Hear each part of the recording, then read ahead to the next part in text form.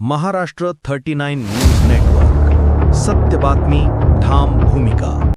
Operation जामदेचा मध्यरात्री धडाका. फेसबुकवर कॉपर वायरचे आमिष दाखवून व्यापाऱ्यांना लुटणाऱ्या टोळीवर धुळे पोलिसांचा मोठा प्रहार. मध्यरात्री जामदे गावाला चारही बाजूंनी पोलिसांचा वेढा. फेसबुकवर स्वस्त कॉपर वायर विक्रीचे आमिष दाखवून व्यापाऱ्यांची लूट. 25 संशयित ताब्यात. 4 किलो चांदीसह मोठा मुद्देमाल जप्त. 43 दुचाकी, 2 चारचाकी, 18 मोबाईल, 2 लॅपटॉप आणि 97,700 रोकड जप्त. ड्रोनद्वारे रेकी करून राबविण्यात आले गोपनीय ऑपरेशन जामदे. गुजरात, मध्य प्रदेश आणि मुंबईतील व्यापाऱ्यांना बनविले जात होते लक्ष्य.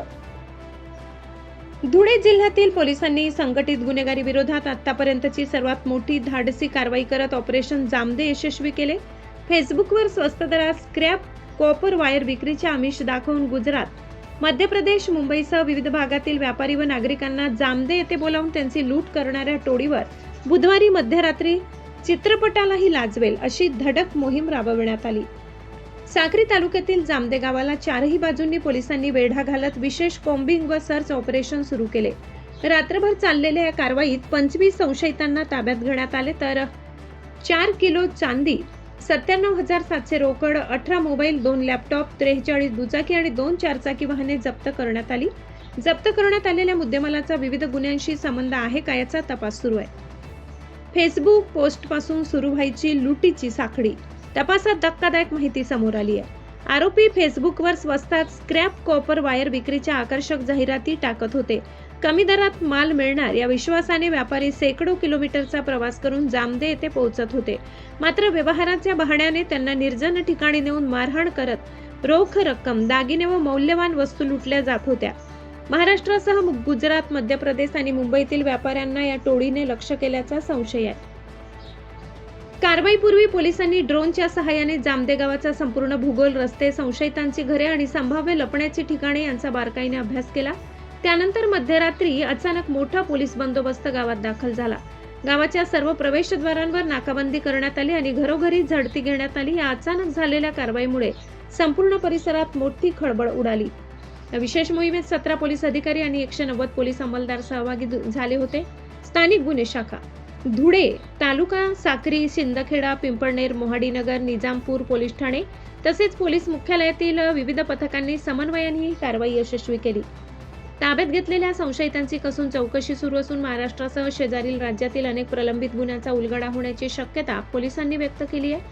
जप्त केलेल्या वाहनांची, मोबाईलची आणि इतर मुद्देमालाची पडताळणी करून पोलीस चोरीच्या मालाचा मोठा साठा उघडकीस येण्याची शक्यता वर्तविण्यात येत आहे.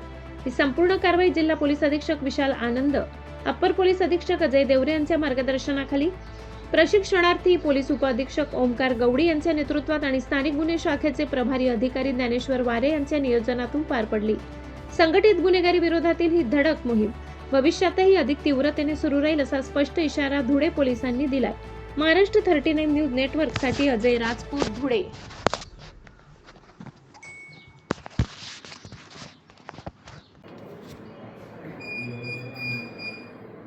मागील काही दिवसात निजामपूर पोलीस स्टेशनच्या हद्दीतील जामदा या गावी ड्रॉप केसेसचे प्रमाण वाढले होते.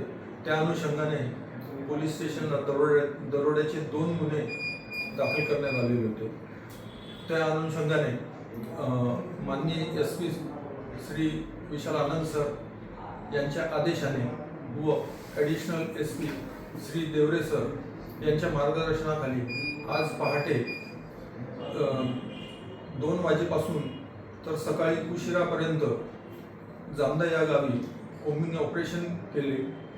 कोम्बिंग ऑपरेशन दरम्यान 25 संशयित इसम, त्याचप्रमाणे कॅश तसेच 4.80 किलो चांदी, 19 मोबाईल, 2 लॅपटॉप, 43 विना नंबरच्या व कागदपत्र नसलेल्या 2 व्हीलर व 2 4 व्हीलर असे संशयितांकडून रिकव्हर केलेले आहेत. या कारवाईत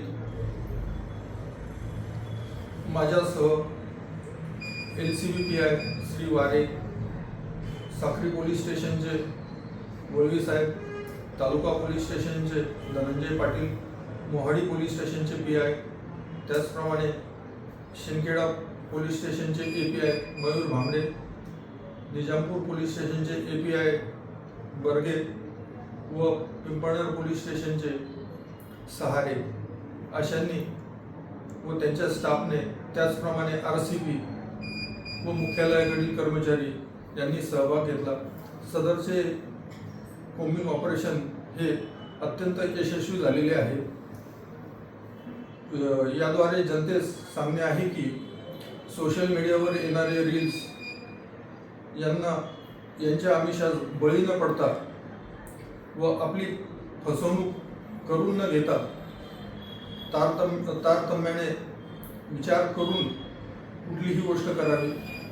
जर यापूर्वी देखील कोण्या इसमाचा अशा प्रकारे फसवणूक झाली असेल तर त्यांनी निजामपूर पोलीस स्टेशनशी संपर्क साधावा. यापुढे देखील वारंवार या प्रकारचे कोम्बिंग ऑपरेशन सुरूच राहणार आहे व हे ड्रॉप केसेसचा संपूर्ण नायनाट करण्यात येणार आहे.